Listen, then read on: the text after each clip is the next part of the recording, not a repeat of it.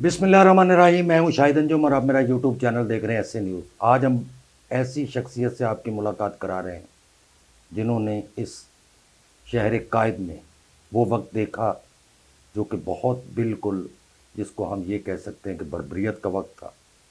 क्या हुआ, 35 साल तक इस शहर पर मुसल्लत रहने वाली एक सियासी जमात में अस्करियत कहाँ से आई, क्या होता था। बहुत ही करीबी जो कि बानी MQM अल्ताफ़ हुसैन के थे, उनसे मुलाकात हो रही है।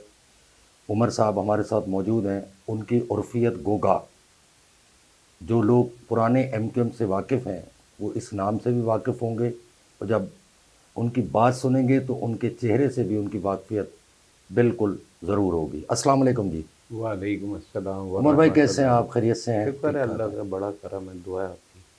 उमर भाई क्या देखा आपने इस शहर कायद में, क्या होता रहा? आप कब MQM से अटैच हुए, अल्ताफ़ हुसैन के करीब आप कब हुए, क्या हालात देखे आपने? हालात तो बर्बरियत भी बहुत देखी और अब तक वही सिस्टम है।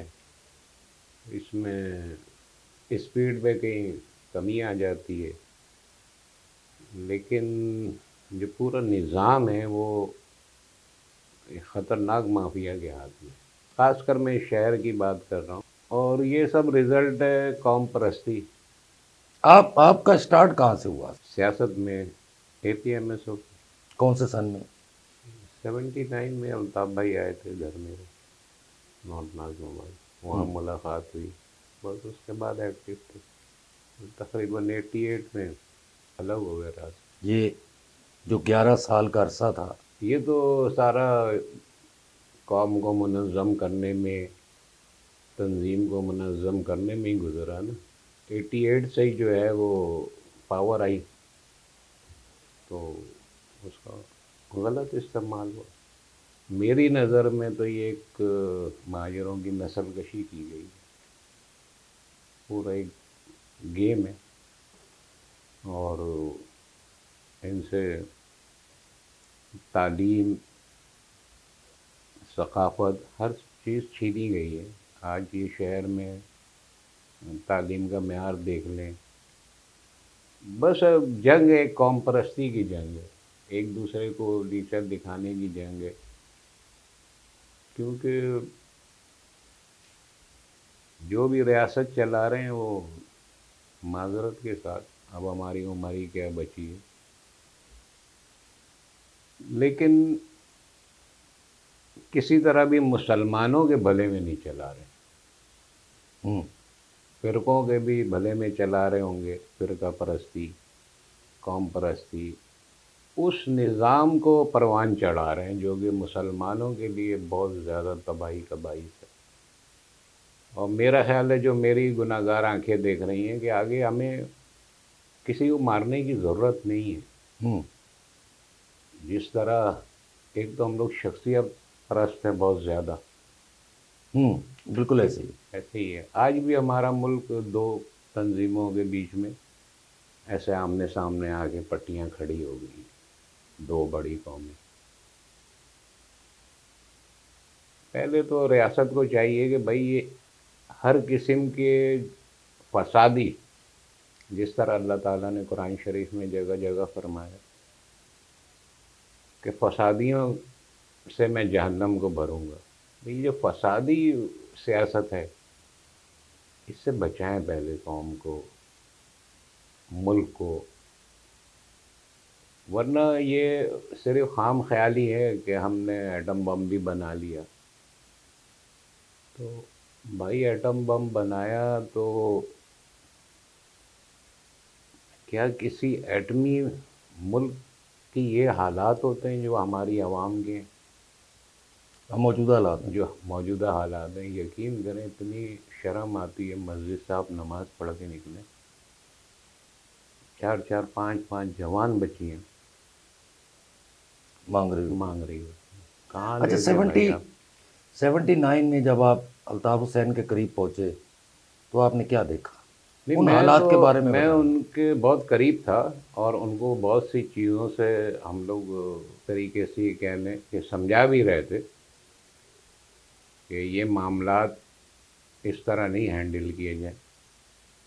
مطلب دیکھیں حقیقت یہ ہے کہ ٹارچر سیل قائم ہوئے، 3 نومبر ٹارچر سیل کراچی میں قائم ہوئے. کہاں کہاں؟ ایک مہاجر خیل ہوا لانڈی میں، ایک لائنز ایریا میں، ایک پی وی کوٹی لالو کھیت پہ ہوا. اس کے علاوہ پھر یہ تو 3 بڑے وہ ہو گئے نا، پوائنٹ ہو گئے جن کی پھر نشاندہی ہو گئی. نشاندہی تھی. پھر ان کے اثر و رسوخ میں علاقوں میں چھوٹے چھوٹے چلتے تھے. اب یہ اس وقت ظاہری بات ہے جن لوگوں نے بھی یہ کام کیا، کنٹرول نہیں کیا، منع کیا، اس کی مخالفت کی، اندر تنظیم سے بھی مخالفت کی گئی کہ بھائی یہ جو جن لوگوں نے تنظیم کے لیے قربانیاں دی، مجھ سمیت کوئی بھی ایک انگلی پہ آپ دیکھ لیں قرآن کہ کسی کو بھی زندہ نہیں چھوڑنے کی پالیسی تھی. عظیم بھائی ہوں، ایس ایم طارق بھائی ہوں، بدر اقبال ہوں، بھئی آپ نام کچھ بھی رکھ کے ماریں، مجھے آپ مقبر بول کے ماریں، مجھے آپ جمعیت کا بول، لیکن آپ تو کسی طرح ہی انسانیت سے اتنے گر گئے ہیں کہ آپ بس کچھ نہ کوئی ٹوپی رکھ کے انسان کو قتل کرنے کی آپ نے ایک وہ جو بات میں کہہ رہا ہوں کہ ایک نسل کشی والا آپ نے کھیل وجہ شروع کر دی. وجہ کیا تھی؟ وجہ یہ ہے کہ ایک شعر میں آپ کو سناتا ہوں. میں شہدائے پاکستان کی اولاد ہوں، میں کراچی ہوں، میں پاکستان کا وارث ہوں، لیکن افسوس میں لاوارث ہوں. میرے بزرگوں نے بنجر ملک کو آباد کر دیا، اور جن کو گھر بیٹھے پاکستان ملا انہوں نے آباد ملک کو برباد کر دیا. دیکھیں اگر آپ بولو نا مہاجروں کے پاس تو کبھی اس ملک صوبے کی وزارت نہیں رہی ہے، کوئی وزیر اعلیٰ نہیں رہا، پاور تو ان کے پاس کچھ بھی نہیں رہی. یہ تو عقل مندی سے اپنی قوم کو آگے لے جاتے، لیکن یہ ڈگڈگی پہ ناچتے رہے، بندر بنے رہے دوسروں کے آگے.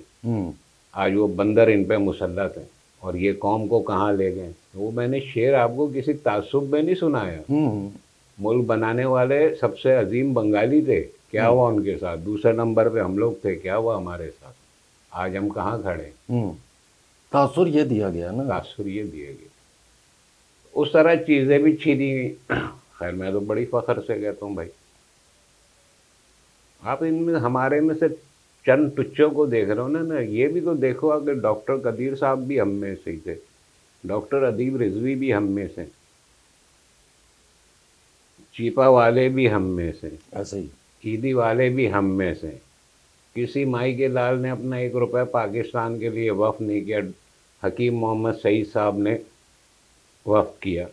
وہ بھی شہید کر دیے. ہاں اس قوم نے دیا ہے سب کچھ.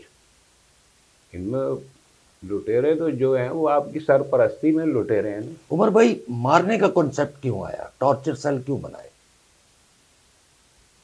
یہ سوچ کیا تھی؟ اس پہ تو میں یہی کہہ سکتا ہوں یہ ایک جاہلانہ سوچ تھی، انسانیت سے بڑی گری ہوئی حرکت تھی، اور اسی کا رزلٹ ہے کہ آج ہماری نسل، ہماری قوم اور ہمارا پورا ملک، صرف وہ تھوڑی کہ یہاں کراچی میں رہنے والے، کراچی کے 30 سال کے پورے کاروباری اثرات وہ پورے ملک پہ پڑے ہیں.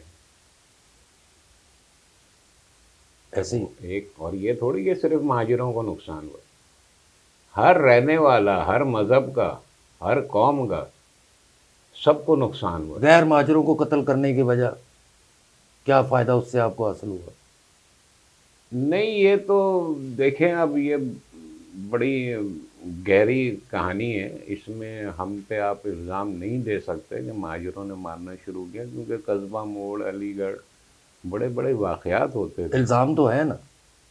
الزام تو مہاجروں نے کبھی کسی کی آبادی پہ اٹیک تو نہیں کیا، یہ ایک حقیقت ہے.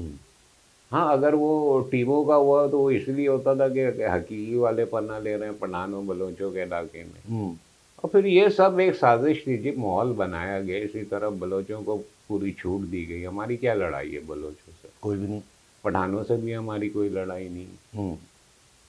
ہاں ایک دوسرے سے مل کے چلیں، جس طرح پٹھان دیکھے، پٹھانوں نے فائدہ اٹھایا ماشاءاللہ، آج وہ پڑھی لکھی قوم اور زبردست ہو گئے. تو اس میں یہ سب چیزیں خیر فالتو کی ہے. پورے ملک کی ایجوکیشن اچھی کریں نا آپ کے مہاجر نوجوان جو لڑکے تھے جو بہت پڑھے لکھے تھے، آپ مجھے بتائیں ان کو کلاشنکوف کس نے دی؟ ان کو ویپن کس نے دیا؟ سر عام لوگوں کو قتل کرنے کی سازش کس نے بنائی؟ टॉर्चर सेल कायम किए गए, कोई तो वजह थी। टॉर्चर सेल तो देखें, जो मैंने आपको बताया शुरू में, जो हकीकी की टीम थी वो चलाती थी, ठीक है। फिर उनको इतनी छूट दी गई कि उनकी एंट्री के बाद उनको फ्री हैंड दिया गया, तो उसको देखा देखी फिर MQM में जो है वो पैदा हुए दूसरे ग्रुप, जो आप वो चाहे सौलत मिर्ज़ा कह लें, जिसको भी कह लें। अब यहाँ मशीनरी क्या कर रही है? असल बात तो ये कि मशीनरी क्या कर रही है। अगर एक इलाके में 100-200 कलेक्शनें हैं, तो मेरे भाई वो मशीनरी क्या कर रही है? उसमें आप सिर्फ MQM को बोलो या कराची के शहरियों को बोलो, नहीं, वो जो तनख्वाहें ले रहे हैं, जो पूरी मशीनरी है, वो क्या कर रही है? असल तो उनसे पूछा जाए ना। नहीं, बहुत सारे महाजर नौजवान जो है वो बेगुनाह भी मारे गए, ये भी सच है। तकरीबन बेगुनाह मारे गए ना, ये भी सच है। तकरीबन बेगुनाह मारे गए। अगर नज़रियात की बेस पे तो आपको क्या अल्लाह ने कहीं बोला है कि आप हिंदू को मारो? नहीं, हमारा नज़रिया उससे नहीं मिलता, लेकिन हमको बिल्कुल कत्ल करने की इजाज़त नहीं दी, बिल्कुल नहीं। ठीक है ना। तो वो तो हमारे अपने कलमा गो है। ये तो पॉलिसी जो बनाते हैं, जो इस शहरों पे, इस सूबे पे जो कब्ज़े का चक्कर है, वो तो एक सारा। आप मुझे बताइए, आप MQM को बोलते हैं राव का एजेंट है, आप मुझे बता दें कहाँ से। और अगर आप भाई ढूंढ रहे हो, तो अब तो GS सिंध वाले आके नाज़माबाद में अपने झंडे लहरा रहे हैं। ऐसे ही। अब अपने वो, तो आप राव वालों को ढूंढ रहे हो, तो फिर तो आपके घरों में आके झंडे और नारे लगा रहे हैं। हाँ, तो बात तो ख़त्म हो गई। तो बस वही नस्ल कशी है, और कौम को कौन है इसका जिम्मेदार? इसके जिम्मेदार तो वैसे हमारे माँ बाप हैं जिन्होंने मुल्क बनाया। नहीं, देखे ना, बात आप ठीक कह रहे हैं कि बेगुनाह महाजरों का कत्ल भी हुआ, उसके बाद फिर दूसरी कौमों पे जो शहर में हुआ वो भी आपके सामने है। मैं और आप इस शहर से मुकम्मल वाकिफ़ हैं। आखिरकार ऐसी क्या मजबूरी आन पड़ी थी कि महाजर नौजवान जो थे वो असला लेकर रोडों पे निकले, उन्होंने दूसरों को टॉर्चर किया, दीगर सियासी जमात के लोगों को टॉर्चर करते रहे। ये सबक किसने पढ़ाया था? ये पॉलिसी किसकी थी? ये पॉलिसी तो अयूब खान के वक्त से आ गई थी, जब कब्ज़े ग्रुपों ने पहाड़ियों पे हर जगह कब्ज़े करने शुरू कर दिए। और नाज़माबाद में चाहे सैफुल्ला का अड्डा हो, 10-10 हज़ार आदमी मुंशियात ले रहा है टेंट में बैठ के। अब तक ये माहौल था। उधर सैफुर रहमान का हो, कराची में 20 तो ऐसे अड्डे थे। ऐसे ही थे। तो ये चीज़ें ये कौन लाया? क्या उस वक्त की मशीनरी की आंखें बंद थी, या ये प्री प्लानिंग बैठाया जा रहा था? और फिर आप देखें, हमारा पठानों से, पठान और महाजिर तो इतने मोहब्बती थे, जो मैं छोटा सा था, कि भाई हमारी एक फैमिली अमेरिका चले गई, वो जानते नहीं है उस पठान को उन्होंने चौकीदार रख दिया। 20 साल बाद आ रहे हैं तो उनको एक एक गिलास अपनी जगह रखा हुआ मिल रहा है। वो भी इतने ईमानदार और अच्छे लोग थे। तो बिल्कुल हमारे मतलब उनसे टकराव था ही नहीं। अच्छा, फिर पठान यहाँ क्यों आया? पठान तो खुद अपनी दुश्मनी से तंग हो गए, हाँ, कराची आया। ऐसे ही था। कि यार मेरा बच्चा जवान नहीं होता, कत्ल हो जाता है। अब यहाँ जिन्होंने हालात पैदा किए, वो तो कोई भी हो, वो मुल्क दुश्मन है।